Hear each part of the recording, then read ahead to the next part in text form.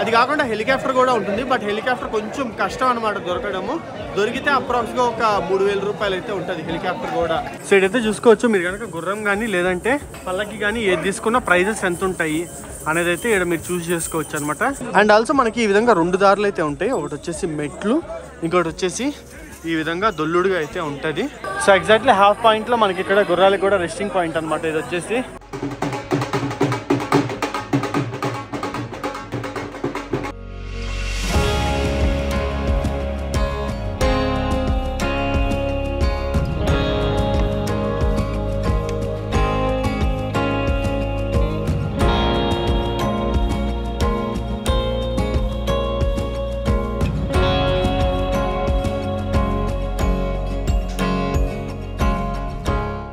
₹10,000 వైష్ణోదేవి యాత్ర. సో నిన్న నేను వచ్చేసి హైదరాబాద్ నుంచి జమ్మూ తావి వరకు హంసఫర్ ఎక్స్ప్రెస్ పట్టుకొని అయితే వచ్చాను. దాని టికెట్ అప్రాక్స్గా ₹2,500 అయితే అయింది.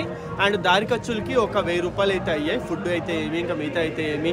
అది కాకుండా జమ్మూ నుంచి కాట్రాకి ఎలా రావాలి అనేది కూడా చూపించాను. బస్సులో కేవలం ₹70, ₹80 ఖర్చుతో బస్ టికెట్ తీసుకొని జమ్మూ నుంచి కాట్రా వరకు కూడా వచ్చేసారు. అప్రాక్స్గా చూసుకుంటే మ్యాక్స్ టు మ్యాక్స్ ఒక ₹4,000 ఇప్పటి వరకు మనకైతే ఖర్చు అయింది కాట్రాకి రావడానికి. కాట్రాకి వచ్చిన తర్వాత ఒక ₹1,000 రూమ్కి అయితే పెట్టాము. మొత్తం ₹5,000 ఇప్పటికి ఖర్చు అయింది. సో ఇప్పుడు మనం వచ్చేసి ట్రెక్కింగ్ పాయింట్ దగ్గరికి అయితే వచ్చేసాం. శ్రీ మా వైష్ణోదేవి కాట్రా యాత్ర ఎవరైతే చేయాలి అనుకుంటారో వాళ్ళకి ట్రెక్కింగ్ పాయింట్ వచ్చేసి ఇక్కడ నుంచి అయితే స్టార్ట్ అవుతుంది. ఊరు నుంచి ఒక 3 కిలోమీటర్లు అయితే ఉంటుంది. ఊర్లో ఆటో ఎక్కితే ₹150 తీసుకొని ఇక్కడ ట్రెక్కింగ్ పాయింట్ దగ్గర అయితే దింపేస్తారు. సో ఫైనల్లీ మనం ఈ ట్రెక్కింగ్ పాయింట్ చేరుకొని యాత్రను అయితే స్టార్ట్ చేయబోతున్నాం. టైం వచ్చేసి మార్నింగ్ 6:37 అయితే అవుతుంది. చాలా ఎర్లీగా యాత్రను అయితే మనం ఈ రోజు స్టార్ట్ చేస్తున్నాం అనమాట. ఏం బ్రో ఎట్లా అనిపిస్తుంది? మామూలుగా లేదు, సో మచ్ ఎక్సైటెడ్. చలి కదా, చలి. సో టెంపరేచర్ వచ్చేసి 7 degrees ఉంది. ప్రాబ్లం ఏంటంటే నాకు వాటర్ కూడా చాలా చల్లగా వచ్చినాయి, హీటర్ కూడా పనిచేయలేదు. నేను తప్పించుకున్నా, నాకు హీటర్ అయితే బంద్ చేసింది. కొంచెం టైం ఇవ్వాలి గీజర్ హీట్ అవ్వడానికి. సో మనం ఇప్పుడైతే క్యూలో ఉన్నాం. సో ఇక్కడికి వచ్చిన తర్వాత మనం యాత్రా ప్రాచి అని చెప్పి ఆన్లైన్లో ఇస్తారు వెబ్సైట్లో. సో మన డీటెయిల్స్ అన్నీ అక్కడ ఇచ్చేసి యాత్రా ప్రాచి అయితే తీసుకోవాలి. పీడిఎఫ్ అది ఇక్కడ చూపిస్తే ఈ ఐడి కార్డ్ ఒకటి ఇస్తారనమాట. ఇక్కడ మనకి బస్ స్టాండ్లో అయినా ఇస్తారు, లేదా 2-3 పాయింట్స్ ఉన్నాయి, అక్కడ నుంచి ఐడి కార్డ్ తీసుకొని కలెక్ట్ చేసుకోవచ్చు. కలెక్ట్ చేసుకొని ఈ ట్రెక్కింగ్ పాయింట్, ఫ్రిస్కింగ్ పాయింట్ అని అయితే ఉంటుంది. ఇక్కడికి వస్తే ఇక్కడ నుంచి జర్నీ స్టార్ట్ చేయొచ్చు. వెనకాల పక్కన చూస్తున్నారు కదా, ఇక్కడ ఒక సెక్యూరిటీ పాయింట్ అయితే ఉంటుంది. ఇక్కడ మనం తీసుకొచ్చే లగేజ్ ఏదైతే ఉంటుందో మొత్తాన్ని చెక్ చేస్తారు. సో మీరు కనుక ట్రెక్కింగ్ చేయాలి అంటే లగేజ్ అయితే ఎక్కువ తీసుకురాకండి. ఎంత తక్కువ లగేజ్ ఉంటే అంత కంఫర్టబుల్. మ్యాక్సిమం హోటల్ రూమ్లోనే లగేజ్ అయితే పడేస్తారండి. సో సెక్యూరిటీలో మనకి ఐటమ్స్ అన్ని చెక్ చేస్తారు. గుట్కాలు ఇట్లాంటివన్నీ ఏమైనా తెస్తున్నారని, ఇట్లాంటివి అయితే ఏమీ అలో ఉండవు. సో ట్రెక్కింగ్ స్టార్ట్ చేసి జస్ట్ ఒక 2 minutes వాక్ చేసిన తర్వాత ఇక్కడ ఒక పాయింట్ అయితే ఉంటుంది. ఇక్కడ నుంచి మీకు గుర్రాలు అయితే అవైలబుల్ ఉంటాయి అనమాట. ఒకవేళ మీరు గుర్రాలు యూజ్ చేసుకొని పైకి ఎక్కాలి, నడుచుకుంటూ ఎక్కలేమో అని అనుకునే వాళ్ళకైతే 1 sideకి ₹1,250 ఛార్జ్ చేస్తారు. 2 sideకి ₹2,500 అయితే అవుతుంది. పైన ఒక 500 టిప్స్ అయితే అడుగుతాడు అనమాట. ఒక ₹3,000 అయితే ఖర్చు పెట్టాల్సి వస్తుంది గుర్రం యూజ్ చేసుకొని వెళ్ళాలనుకుంటే. అది కాకుండా హెలికాప్టర్ కూడా ఉంటుంది. బట్ హెలికాప్టర్ కొంచెం కష్టం అనమాట దొరకడము. దొరికితే అప్రాక్స్గా ఒక ₹3,000 అయితే ఉంటుంది హెలికాప్టర్ కూడా. సో చూసారు కదా, ఇదే పాయింట్. అందరు ఇక్కడ నుంచే గుర్రాలు మాట్లాడుకొని, అంతేకాకుండా గుర్రాలే కాకుండా మనకి పల్లకిలు కూడా ఉంటాయి. పల్లకిలు కూడా మనం ఇక్కడ నుంచి అయితే బుక్ చేసుకోవచ్చు అనమాట. పల్లకి అయితే కొంచెం కాస్ట్లీ ఉంటుంది. పల్లకిలు వెళ్ళాలంటే ₹3,150 అయితే అవుతుంది ఖర్చు. 1 sideకి 4 మనుషులు ఎత్తుకొని అయితే వెళ్తారు. మొత్తం ఇటు చూడొచ్చు, గుర్రాలు అయితే అంతా క్యూలో ఉన్నాయన్నమాట. మాట్లాడుకొని వెళ్ళిపోవచ్చు డైరెక్ట్గా. ₹1,250 ఫిక్స్డ్ ప్రైస్, గవర్నమెంట్ ప్రైస్. మనం ఏం మాట్లాడడానికి కూడా ఉండదు ఇంకా. సో నేను ఈ రోజు అయితే బై ట్రెక్కింగ్ వెళ్తున్నాను. సో మొత్తం జర్నీ డిస్టెన్స్ కనుక చూసుకున్నట్టయితే 13 కిలోమీటర్లు అయితే ఉంటుంది. వెళ్ళడం 13, రావడం 13, 26 కిలోమీటర్లు. ఇంకా రౌండ్ ఫిగర్ మనం ఒక 30 కిలోమీటర్లు వేసుకోవచ్చు. సో కొండ పైకి ఎక్కడానికి దాదాపు 6 నుంచి 7 గంటల సమయం పడుతుంది. అండ్ కింద దిగడానికి ఒక 5 నుంచి 6 గంటలు అనమాట. సో బెటర్ నేను సజెస్ట్ చేసేది ఏంటంటే, మన వాళ్ళు ఎవరు వచ్చినా సరే మార్నింగ్ 8 లోపు ట్రెక్కింగ్ అయితే స్టార్ట్ చేయండి. ఎంత ఎర్లీగా స్టార్ట్ చేస్తే అంత బెటరు.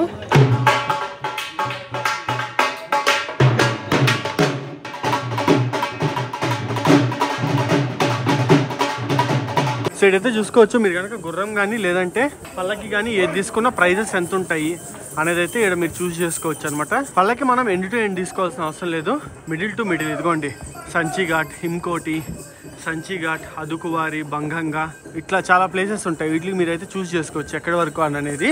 చాలా మంది కొంచెం భయపడుతుంటారు, లైక్ ట్రెక్కింగ్ ఎంత హెవీ ఉంటుందో ఏందో, చేయగలమా లేదా, హై ఆల్టిట్యూడ్స్ చలి ఉంటుంది అని. ఏం టెన్షన్ పడాల్సిన అవసరం లేదు, చాలా ఈజీ ఉంటుంది ట్రెక్కింగ్. కాకపోతే ఎర్లీ మార్నింగ్ వచ్చేవాళ్ళు చలికి కొంచెం జాగ్రత్తగా ఉండాలి. ఒక 9 o'clock అట్ అయింది అనుకోండి, ఇంకా చలి గురించి టెన్షన్ పడాల్సింది కూడా అవసరం లేదు. ఇదిగోండి నేనైతే స్వెటర్ నడుము కట్టేసుకున్నా, ఉక్కబోత అయిపోయింది అనమాట స్వెటర్ వేసుకుంటే. సో మొత్తం మనకి ఈ విధంగా నీట్గా బండలు అయితే పరుచుంటారు. స్లోగా కొండ ఎక్కుతూ వెళ్ళిపోవచ్చు. ఒక మీడియం లెవెల్ ట్రెక్కింగ్ అనుకోవచ్చు. ఇదైతే మరీ అంత హెవీగా అయితే ఉండదు. అసలు నడవలేమని అనుకునే వాళ్ళు గుర్రాలు తీసుకోమని అయితే సజెస్ట్ చేస్తా. రిస్క్ అయితే చేయకండి, ఎందుకంటే మధ్యలో కనుక మీరు కనుక మీ వల్ల కాకపోతే దొరుకుతాయి, బట్ ప్రైజెస్ కొంచెం ఎక్కువ, కొంచెం టఫ్ మధ్యలో దొరకడం అయితే స్టార్టింగ్ పాయింట్తో కంపేర్ చేసుకుంటే.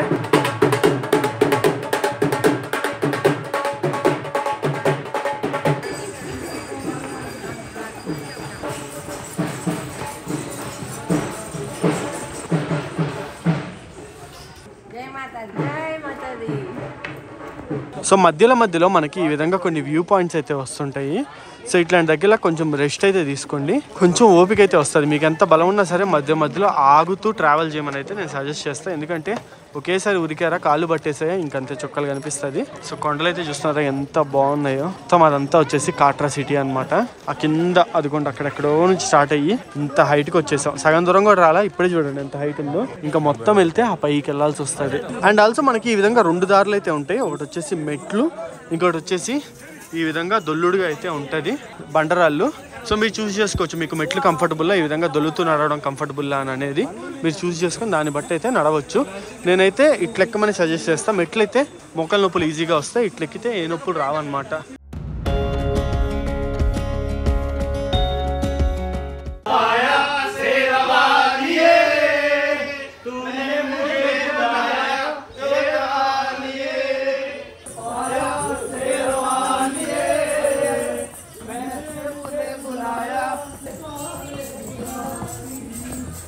ఇదైతే మనం చూడొచ్చు, ఈ కొన్ని మెట్లు ఎక్కుంటే డైరెక్ట్ గా పైన అయితే కలిసిపోతాం అనమాట. మెట్లకి ఓపిక ఉంటే మెట్ల మీద నుంచి వెళ్ళొచ్చు, కానీ మేము వచ్చేటప్పుడు అయితే మెట్లు దిగుతాం. అప్పుడు షార్ట్ కట్ కాబట్టి ఈజీగా వచ్చేసేవచ్చు. ఇప్పుడైతే ఇదే విధంగా గుర్రాలు అరిచే దారిలోనే మేము కూడా వెళ్తాం.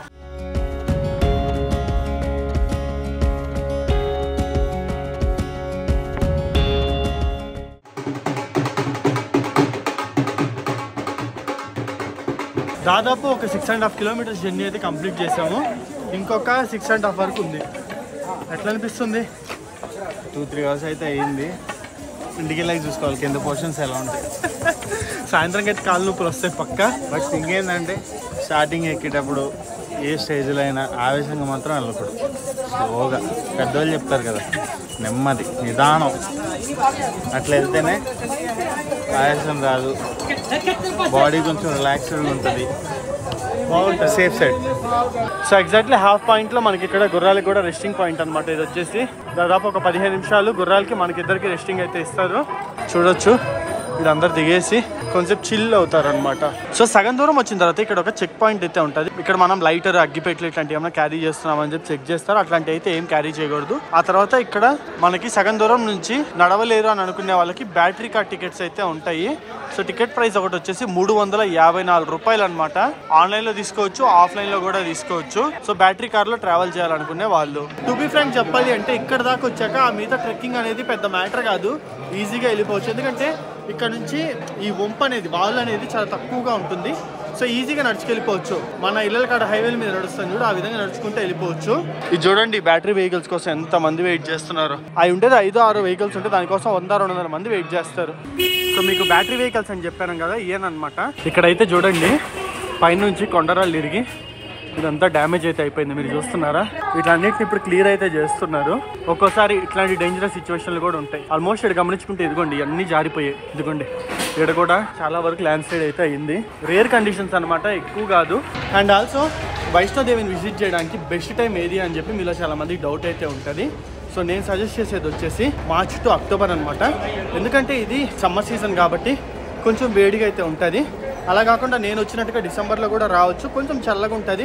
బట్ మరీ అంత భరించలేని చలి అయితే ఏమీ ఉండదు, మేనేజ్ చేసేయచ్చు. చలిని ఎక్స్పీరియన్స్ అవ్వాలి అనుకుంటే అక్టోబర్ టు మార్చ్ రండి, అదే కొంచెం ఎండగా ఉండాలి అనుకుంటే మార్చ్ టు అక్టోబర్ మధ్యలో రండి. సో చిన్నపిల్లల కోసం ఈ బుడ్డి ట్రాలీస్ అయితే ఉంటాయి కదా, బేబీ ట్రాలీస్. సో వీటికి వచ్చేసి 550 రూపీస్ నుంచి 1000 రూపీస్ వరకు అయితే ఛార్జ్ చేస్తారు. చిన్నపిల్లల్ని ఎవరైనా తీసుకొస్తే మీరు హ్యాపీగా ఈ ట్రాలీస్ కప్పచెప్పేయడం బెటర్ అనమాట. మీతో పాటే ఒక మనిషిని నెట్టుకుంటూ వస్తారు. మీకైతే సగం దూరం వచ్చిన తర్వాత వైష్ణోదేవి మాత దగ్గరికి వెళ్ళడానికి 2 రూట్స్ అయితే ఉంటాయి. ఆల్మోస్ట్ 6 to 7 కిలోమీటర్స్ ట్రెక్కింగ్ చేసిన తర్వాత సో అందులో మీరు వచ్చేసి బ్యాటరీ వెహికల్స్ వెళ్ళే రూట్ అయితే సెలెక్ట్ చేసుకోండి.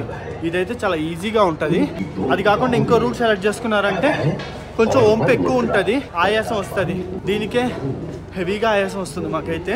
అండ్ దారి మొత్తం ఎవ్రీ ½ కిలోమీటర్కి ఒకసారి ఈ విధంగా వాటర్ ఫిల్ చేయడానికి ఫెసిలిటీస్ అయితే ప్రొవైడ్ చేశారు. ఇదొక మంచి విషయం. మన దగ్గర వాటర్ బాటిల్ ఉంటే హ్యాపీగా వాటర్ అయితే ఫిల్ చేసేసుకోవచ్చు. సో ఇదిగోండి మనమైతే అక్కడ రేకుల షెడ్ లాగా కనిపిస్తుందా, అక్కడ నుంచి స్టార్ట్ అయ్యి ఇదంతా జర్నీ చేసుకొని ఇక్కడ వరకు వచ్చాం. సో బేసిక్గా వీళ్ళు ఎలా డిజైన్ చేశారు అంటే ఒకేసారి ఇట్లా ఎక్కకుండా ఈ విధంగా స్లోప్స్ తిరుగుతూ డిస్టెన్స్ ఎక్కువైనా సరే కంఫర్టబుల్గా ట్రావెల్ చేసేటట్టు డిజైన్ చేశారు అనమాట ఇదైతే. సో ఫస్ట్ 3-4 కిలోమీటర్లు అయితే ఫుడ్ ఐటమ్స్ మంచిగా దొరుకుతాయి. సో ఎవరైనా ఎర్లీ మార్నింగ్ అట్లా బయలుదేరే వాళ్ళు ఉంటే ఫస్ట్ 2-3-4 కిలోమీటర్స్ లోపే బ్రేక్ఫాస్టే కంప్లీట్ చేసేయండి. దాని తర్వాత పైన అన్ని ఎక్కువ ఆప్షన్స్ అయితే అవైలబుల్ ఉండవు.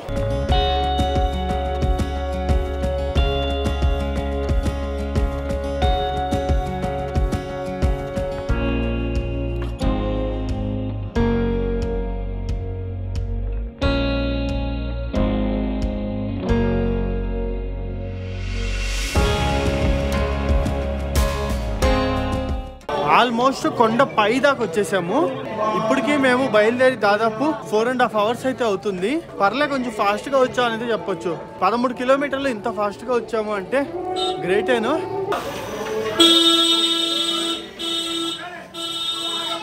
సో ఒకవేళ మీరు కనుక ఎలక్ట్రిక్ వెహికల్స్ తీసుకుంటే ఇక్కడ వరకు వచ్చి ఆపేస్తుంది. సో టెంపుల్కి ఇంకొక 1 కిలోమీటర్ ఉందనగా ఇక్కడ ఆపేస్తారు. గుర్రాలు కూడా అంతేనమాట. టెంపుల్కి ఇంకో 1 కిలోమీటర్ ఉందనగా కొంచెం ముందరైతే ఆపేస్తారు. హెలికాప్టర్ కూడా అంతే, టెంపుల్కి ఒక 1 to 1.5 కిలోమీటర్ ముందలే ఆపేస్తాడు. సో ఏదైనా సరే మనమైతే కొంచెం నడవాల్సి వస్తుంది, ఇదైతే గుర్తుపెట్టుకోండి. సో ఇక్కడ పైకి వచ్చిన తర్వాత ఒక 10-15 రెస్టారెంట్ ఉంటాయి. బెస్ట్ థింగ్ ఏంటి బ్రో, ఫుడ్ అయితే చాలా బాగుంది అండ్ వెరీ రీజనబుల్ తెలుసా. యాక్చువల్గా చెప్పు నేను ఎక్స్పెక్ట్ చేసింది ఏంటంటే టెంపుల్స్ దగ్గర గట్టిగా నొక్కుతారు మన వాళ్ళు, కానీ 50%లో తీసుకున్నారు వీళ్ళు అయితే. మేము నిన్న కింద సాంబార్ రైస్ అని ఒకటి తీసుకున్నాం 200. అదే సాంబార్ రైస్ ఇక్కడ 80-100 65 రూపాయలు. నేను చాలా ఇంప్రెస్ అయినా. టెంపుల్స్లో కూడా ఇంత తక్కువ తీసుకుంటారు. పైన రేట్స్ అయితే చాలా తక్కువ ఉంటాయి, ఈ మాట అయితే గుర్తుపెట్టుకోండి. ఎస్పెషల్లీ మనకి ఇక్కడ సాగర్ రత్న అని ఉంటుంది. సాగర్ రత్న అయితే చాలా ఫేమస్ అనమాట, ఫుడ్ బాగుంటుంది. సో మనకి అలా పైకి వచ్చిన తర్వాత ఇక్కడ లాకర్స్ అయితే ఉంటాయి అనమాట. మీరు చూసుకుంటే మొత్తం లాకర్స్ అయితే చూస్తున్నారు కదా. ఇక్కడ మనం ఒక లాకర్ అయితే తీసేసుకొని మన లగేజ్ అంతా దీంట్లో స్టోర్ చేసేసుకోవాలి. ఎందుకంటే ఫోన్స్ ఇదంతా మనకి అలౌ చెయ్యరు లోపలికి. మన ఫోన్స్, చెప్పులు అన్నీ ఈడే పెట్టేసుకోవాలి. అమ్మయ్య. సో ఫైనల్లీ దర్శనం అయితే అయిపోయింది. జస్ట్ 30 minutes పట్టింది అనమాట దర్శనం. చాలా తక్కువ మంది ఉన్నారు. లిటరల్లీ ఒక 100 మంది కూడా 100-200 మంది ఉంటారు అంతే, ఎక్కువ మంది ఉండరు. దర్శనం అయితే చాలా ఈజీగా అయిపోయింది. జనాలు తక్కువ ఉంటే ఇది ఒక అడ్వాంటేజ్ అనమాట. అదే ఎక్కువ ఉంటే కొంచెం టైం అయితే పడుతుంది. లాస్ట్ టైం మేము వచ్చినప్పుడు ఒక 1 hour పైన అయింది దర్శనం అయితే. బట్ ఇప్పుడు వచ్చేసి ½ an hourలోనే మాకు దర్శనం అయితే కంప్లీట్ అయిపోయింది. సో దర్శనంకి వెళ్ళే ముందర మనం ఏంటంటే లాకర్స్ మీకు ఇందా చూపించా కదా, లాకర్స్లో మన ఫోన్స్ ఇవన్నీ డిపాజిట్ చేసేయాలి. షూస్ కూడా లాకర్స్లోనే పెట్టేసుకోవాలి. లాకర్స్ కోసం కొంచెం సేఫ్టీ కూడా బెల్ట్ కూడా చెప్పు పాపం. బెల్ట్ కొంచెం బెల్ట్ లోపల సో అదనమాట మ్యాటర్. సో ఇప్పుడు వచ్చేసి ఇక్కడ నుంచి వైష్ణోదేవి మాత నుంచి ఇంకొంచెం పైకి వెళ్తే భైరవ్ బాబా టెంపుల్ అని అయితే ఉంటుంది. సో అక్కడికి రోప్ వే అయితే ఉంటుంది. దాన్ని పట్టుకొని మేము భైరవ్ బాబా టెంపుల్కి అయితే స్టార్ట్ అవుతున్నాం. సో భైరవ్ బాబా టెంపుల్కి వెళ్ళాలంటే రోప్ వే ద్వారా వెళ్ళాలని చెప్పారు కదా, దీనికి టికెట్ అయితే కొనాలన్నమాట. సో టికెట్ కౌంటర్ దగ్గరికి అయితే వెళ్తున్నాం. ఇప్పుడు కొంచెం క్యూ అయితే ఉంటుంది దీనికి. ఒక ½ an hour to 1 hour క్యూలో నిలబడితే మనకి ఈజీగా టికెట్ అయితే దొరుకుతుంది. రోప్ వేలో వెళ్ళొచ్చా, ఇంకొక ½ an hour ఈజీగా పడుతుంది. అదే మీరు కనుక ఒకవేళ నడిచి వెళ్ళాలి అనుకున్నా వెళ్ళొచ్చు, కానీ అంత ఓపికలు అయితే ఉండవు. ఇక్కడికి ఎక్కేసరికి అయిపోద్ది. దాదాపు 13 కిలోమీటర్లు నడుస్తాం కాబట్టి ఇక్కడికే మ్యాక్సిమం ఓపిక అయిపోద్ది. మళ్ళీ భైరవ్ బాబా దగ్గరికి వెళ్ళాలన్నా వెళ్ళలేరు ట్రెక్కింగ్ త్రూ. సో ఇదే అనమాట, మనం రోప్ వేకి టికెట్ అయితే 100 రూపీస్ తీసుకున్నారు. 2 సైడ్ అయితే ట్రావెల్ చేయొచ్చు. వన్స్ పైకి వచ్చేసిన తర్వాత ఇంకా అన్ని తక్కువే అనమాట, కాస్ట్ చాలా రీజనబుల్లో ఉంటాయి. సో రోప్వే వ్యూస్ కూడా చాలా బాగుంటాయి అండ్ పైన టెంపుల్ కూడా చాలా బాగుంటుంది. సో ఇదైతే మనకి జస్ట్ 100 రూపీస్లో మనం వెళ్ళి రావచ్చు. అంటే 1 వేకి 50 రూపాయలు పడినట్టు రోప్వే, చాలా చీప్ కదా.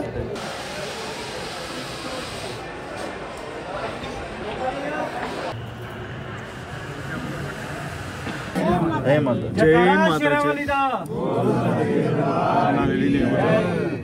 जयकारा लाटा वाली दा जय जय बाबा.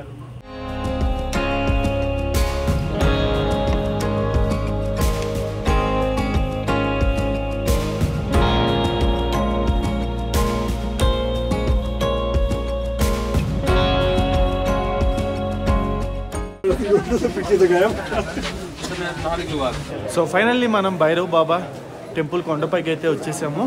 నడుచుకుంటూ రావాలంటే 2 గంటలు పట్టుద్ది, 2 గంటలు 3 గంటలు పట్టుద్ది. అలాంటిది మనం ఇప్పుడు వచ్చేసి జస్ట్ 2-3 మినిట్స్లో వచ్చేసాము రోప్వేలో అయితే.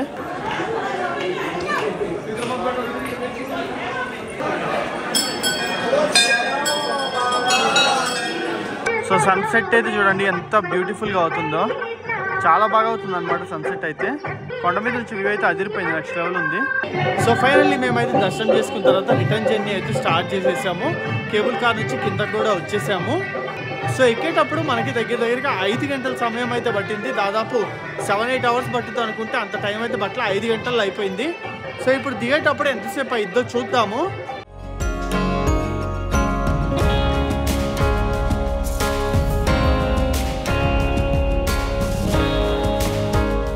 సో గైస్ మళ్ళీ ఫైనల్ పాయింట్కి అయితే వచ్చేసాము.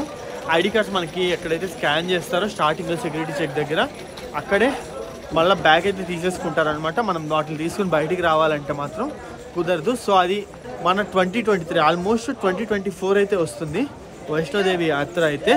సో ఈ వీడియో మీ అందరికీ యూస్ఫుల్ అయిందని అయితే అనుకుంటున్నాను. ఈ వీడియో నచ్చినట్లయితే లైక్ షేర్ సబ్స్క్రైబ్ చేయండి. ఇంకా మరిన్ని ఇంట్రెస్టింగ్ వీడియోస్తో నేను మీ ముందరికి అయితే వచ్చేస్తాను. See you in the next vlog.